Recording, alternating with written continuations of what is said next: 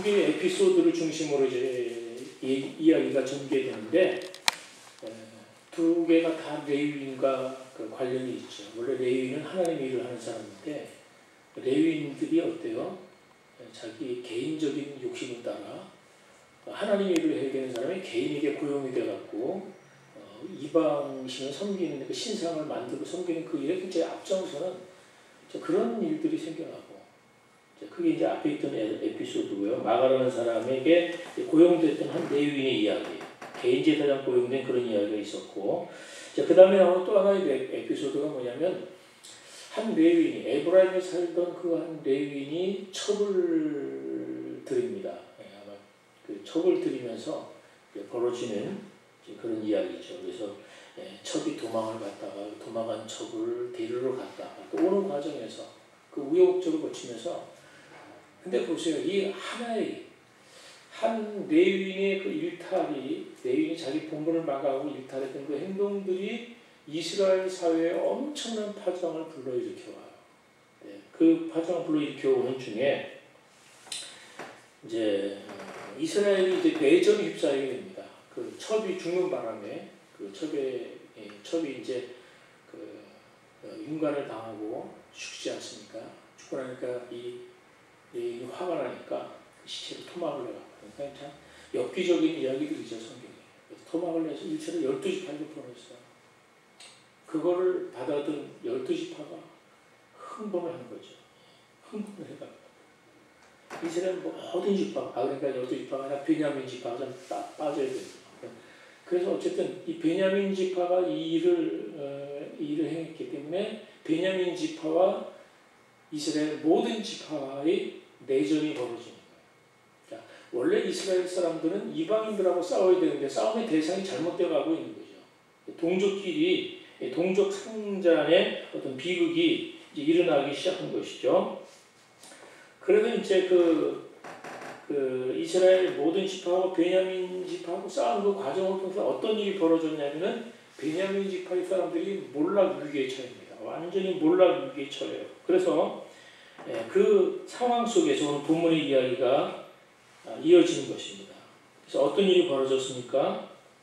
베냐민 지파하고 싸운 것까지는 좋았는데 그만 그 지파 전체가 어떻게 해요? 이 땅에서 사라진 위기를 맞았다는 거예요.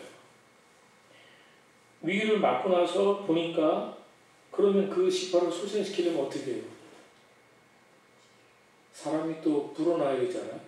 600명 도망친 600명의 남자 빼놓고 다 전멸되기 때문에 이스라엘 지파가 다 없어서 위기에 처하는 그 상황 속에서 이스라엘 백성들이 또 어떤 선택을 하는지가 오늘 본문에 나오는 이제 그런 내용들입니다. 특별히 오늘 1절 말씀과 2절을 한번 같이 한번 읽겠습니다. 시작. 이스라엘 사람들이 미스바에서 맹세하여 이르기를 우리는 누구든지 딸을 베냐민 사람에게 나누고 주지 아니하리라 하였더라. 백성이 베델에 이르러 거기서 저녁까지 하나님 앞에 앉아서 큰 소리로 울었다는 그런 얘기죠. 그러니까 이스라엘과 베냐민과의 내전의 결과예요. 베냐민 지파가 죄를 지었어요. 그런데 그 죄를 해결하고 처리하는 데 있어서 어떻게 해요? 이스라엘 백성들은 흥분해서 그냥 이 적이라고 생각하고 적이라고 규정하고 이제 이스라엘이 연합이 돼서 그 베냐민 지파하고 싸우는 결과 숨었던 사람 600명 제외하고 완전히 몰살을 당한 거죠. 그래서 그 내전의 결과를 보고서 지금 통곡이 일어난 거예요. 자, 베냐민 지파들을 일단 그냥 화가 나니까 닥치는 대로 진멸하고 보니까 어떤 위기가 생겼어요? 이스라엘 지파 중에서 한 지파가 사라져버릴 그런 위기에 처한 것이죠. 그래서 이 엄청난 결과 앞에서 이스라엘 백성들이 이제 통곡하기 시작하는 장면이 2절에 나오는 이야기. 베델에 그들이 전쟁 후에 베델에 모여서 큰 소리로 이제 울었다 하는 그런 이야기를 이제 하게 되는 것입니다. 그런데 문제가 생겼어요. 지금 살아남은 그 600명의 남자들이 이제 가정을 이루어야 되잖아요. 가정을 이루어야 되는데 지금 문제가 생겼어요. 왜 문제가 생겼죠? 어떤 맹세를 했어요? 무슨 맹세를? 베냐민 지파에게 우리의 딸들을 주지 않겠다. 1절에 나오는 내용이에요. 미스바에서 맹세하여 이르기를 우리 중에 누구든지 딸을 베냐민 사람에게 아내로 주지 아니하리라. 이 맹세 때문이에요. 그러니까 이스라엘은 하나님의 이름으로 맹세하면 지켜야 된다고 생각했기 때문에 이 문제가 되는 거예요. 그래서 이제 고육지책으로 생각해낸 것이 그 미스바 총회에 이제 올라오지 않았던 사람들이 누구냐. 그래서 생각해낸 게 그 길르앗의 야베스예요. 예? 그래서 길르앗의 야베스를 진멸하고 거기에서 400명의 처녀를 납치해요. 400명의 처녀를 납치해서 베냐민 남자들하고 결혼을 시키는 방법이에요. 그런데 또 문제가 있죠. 200명이 모자르잖아요. 400명이 200명이 모자라요. 그러니까 그래서 이제는 어떻게 합니까? 이스라엘 명절에 춤추러 나오지 아니하는 그런 실로의 여자들, 실로의 처녀들을 또 납치해서 아내로 삼는 장면. 오늘 읽지는 않았지만은 뒤에 나오는 장면이에요. 16절부터 21장 그 16절부터 21절까지 쭉 나오는 이제 그런 장면. 그러면서 사사는 그렇게 끝이 나요. 그래서 이 사사기의 이제 마지막 부분에 강조하는 이런 것을 보면서 제가 아침에 이제 새벽 기도 때도 똑같은 본문을 가지고 이야기를 드렸는데 이스라엘이 이 과정에서 자꾸 맹세를 해요. 맹세도 잘해야 됩니다. 여기 보면 맹세를 3번을 맹세하는데 20장 8절에 보면요. 우린 베냐민 지파를 응징하기 전에는 아무도 돌아가지 않겠다. 이렇게 맹세를 한번 했고요. 그 다음에 오늘 본문 1절에 보면 베냐민 사람에게 누구를 안 줘요? 절대로 딸을 주고 결혼시키지 않겠다 맹세했고 또 21장 5절에도 보면 이 전쟁에 동참하지 않은 지파 사람들 전부 다 죽여버리겠다 하면서 이런 맹세들이에요. 그래서 어떻게 보면 17장에서 그 미가의 어머니의 그 저주의 맹세가 한 가정의 우상 숭배를 가져왔던 것처럼 이제 이스라엘의 그 이런 성급한 그 맹세를 통해서 한 지파가 사라질 수 있는 그런 비극을 가져왔다는 것이죠. 그리고 그들이 전쟁이 끝난 다음에 우리가 저지른 일이 뭔가 뉘우치면서 통곡하는 과정이 본문의 과정입니다. 그래서 전쟁에서는 일단 승리를 했어요. 전쟁에서 승리를 했지만은 피차 너무 큰 손실을 입었을 뿐만 아니라 한 지파가 끝장나게 되는 거야. 그래서 하나님 앞에 나와서 울면서 이제 통곡을 하게 되는 거예요. 한 지파가 사라지니까 안타까워. 그래서 그렇게 한 과정에서 뒤에 보세요. 그 문제를 해결하는 과정이 말도 안 되지 않습니까? 그 문제를 해결하기 위해서 또 처녀들을 납치하고 그러기 위해서 또 사람들을 죽이고 막 이런 일들이 계속돼요. 그래서 사사기 이 결론 부분에 오면 굉장히 혼란이 막 연속이 되는 거예요. 도둑질이 나오죠. 거짓말이 나오죠. 거기에 성직 매매의 이야기도 나오고 우상숭배, 탐욕, 동족 상잔의 그 전쟁, 그 다음에 막 집단 살해, 납치, 강간 이런 일들이 하여튼 인간이 저지르시는 모든 온갖 악한 추인이 이 사사기 마지막 부분에 등장을 하고 있습니다. 그래서 사사 시대야말로 이제 혼란과 타락과 부패의 극치 시대임을 보여주는데 그 혼란과 극치가 어떻게 왔는가? 그 진단은 딱 한 가지. 그 시대 어떤 시대였다고요? 왕이 없던 시대. 자, 21장 마지막 결론을 보겠습니다. 21장 마지막 절. 25절입니다. 사사기 결론입니다.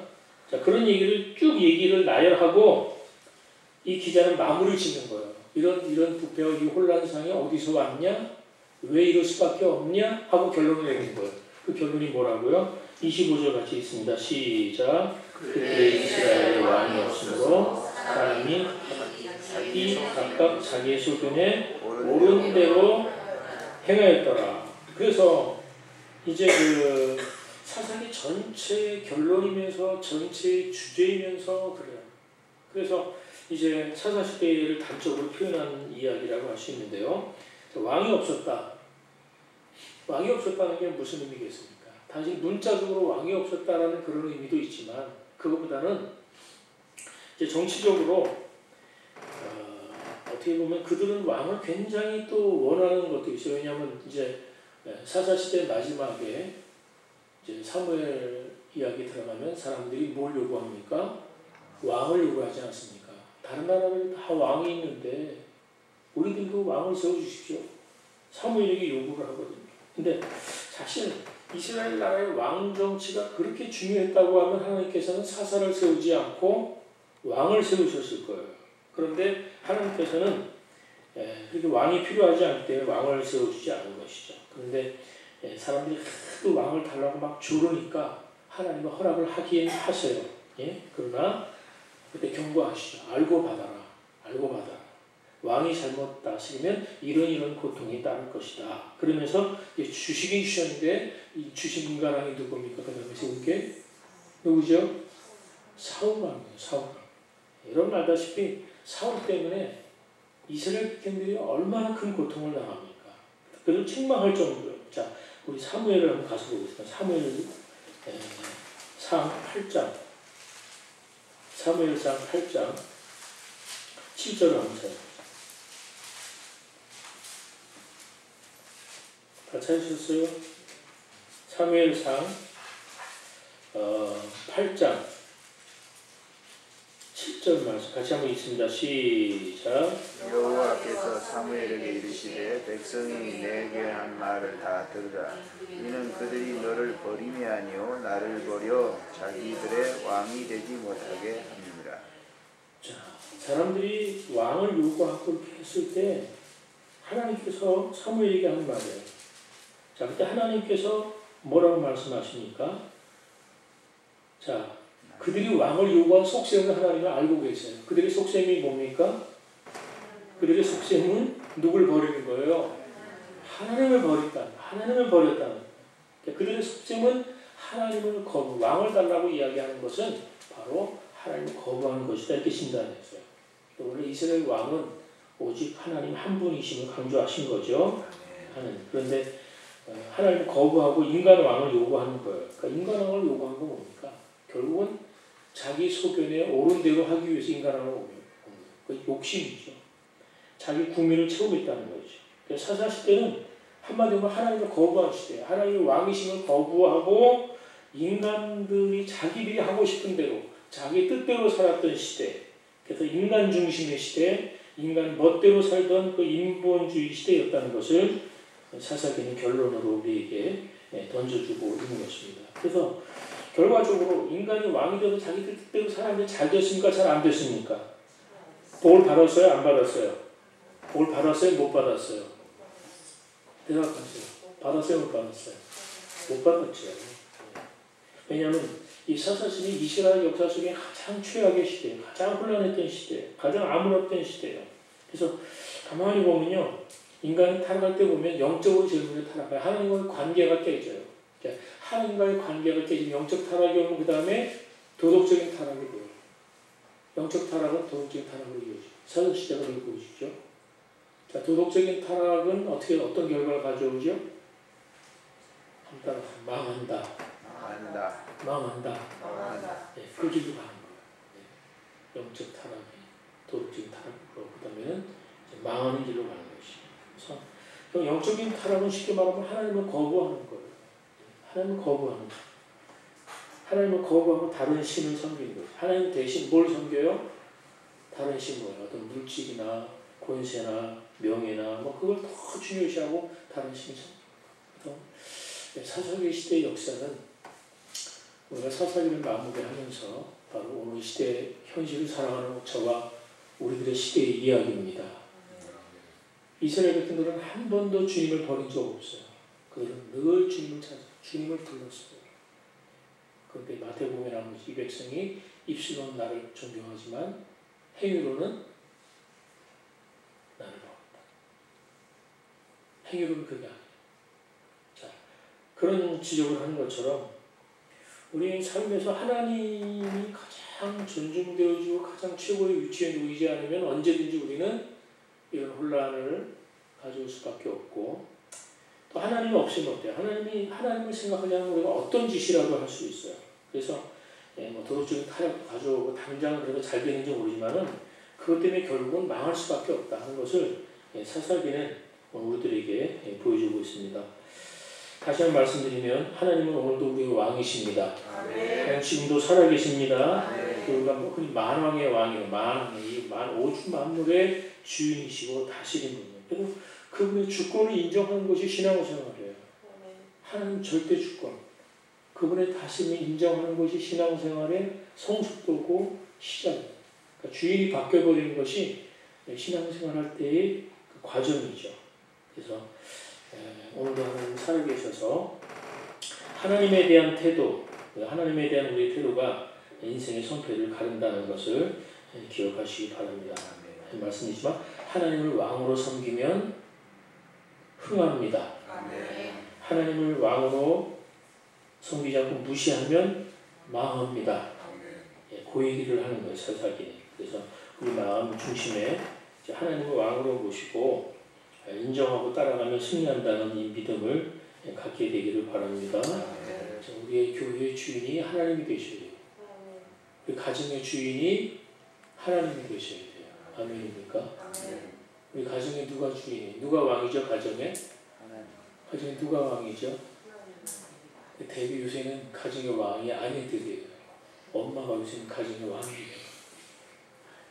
어떤 가정엔 아버지가 왕인 그런 가정이고, 또 어떤 집은 자식이 왕인 가정이 있어요. 여러분 이해가 가죠? 공감이 가죠? 어떤 데는 자식이 왕이에요. 자식이. 아버지가 왕이거나 아니면 엄마가 왕이에요. 그런 가정은 잠시 잘 되지 못하고 혼란할 수밖에 없어요. 그 가정의 진정한 왕은 하나님이 되셔야 될 줄 믿습니다. 교회도 마찬가지예요. 교회의 왕은 누구세요? 하나님 아버지. 할렐루야. 그리스도. 그분의 말씀의 통치가 제일 주요로 살아있으면 그 교회는 흥하는 거예요. 그런데 언제나 그 뒤동동을 지고 사람이 자꾸 주도적으로 뭔가 하려고 하고 하다 보면 이제 혼란을 가져올 수밖에 없다는 사실을 기억하시기 바랍니다. 자, 진심으로 하나님을 왕으로 섬길 수 있는 여러분들이 되시기를 바랍니다. 나보다 나를 더 지극히 사랑하시는, 나보다 더 잘하시는 그분을 아시는 그분이 우리 왕으로 계시면 우리의 삶은 흥하는 것이죠. 하나님을 전폭적으로 우리가 신뢰하고 섬기는 것이 필요하다는 사실을 하고, 또 하나님 우리를 이제 다스리는 왕이신 주님 다스리는 건 두 가지예요. 아주 단순하죠. 하나님 우리를 어떻게 다스리는가? 하나님 우리 왕이시면서 우리를 어떻게 다스리는가? 첫째는 말씀으로 우리를 다스리십니다. 아멘.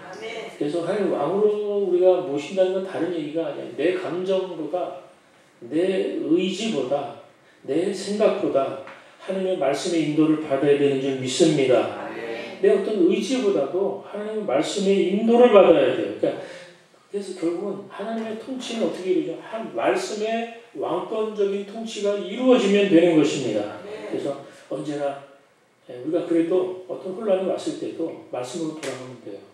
하나님 말씀의 인도를 구하고 말씀에 귀를 기울이고 말씀을 지시하는 대로 순종하면 그 길이 승리하는 길인 줄 믿습니다. 아멘. 그래서 사사기를 마치면서 다시 한번 우리가 하나님의 왕중인 다스림 받을 수 있는 길은 하나님의 말씀의 통치 외에는 없다. 그래서 여러분이 오늘도 말씀 앞에 굳건히 서시고 말씀을 따라 살면 승리한다는 확신을 가지시기 바랍니다.